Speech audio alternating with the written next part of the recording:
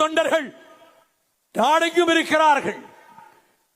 நான் இந்த இயக்கத்தை அழிப்போம், ஒழிப்போம், அறிவாலயத்தை தகர்ப்போம் என்று சொல்லுகிற வைத்தியக்காரர்களுக்கு சொல்வேன், உயிர்களை கொடுத்து இந்த இயக்கம் காப்பாற்றப்பட்டது.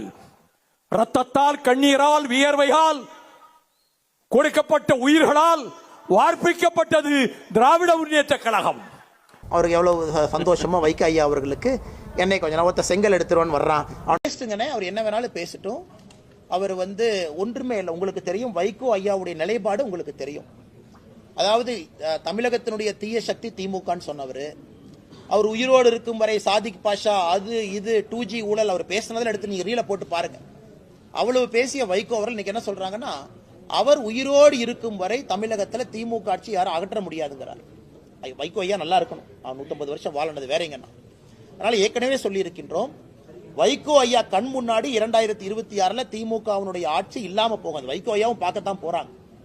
ஏன்னா இவ்வளவு பெரிய ஒரு தலைவர், தனிப்பெரும் தலைவர் வைகோ ஐயா அவர்கள் திமுக கட்சிக்கும் முதலமைச்சர் அவர்களுக்கும் புகழை பாடக்கூடிய கோர்ட்டில் ஒரு குமாஸ்தாவாக மாறி இருப்பது ஒரு வேதனைக்குரிய வருந்தத்தக்க ஒரு விஷயங்கள்.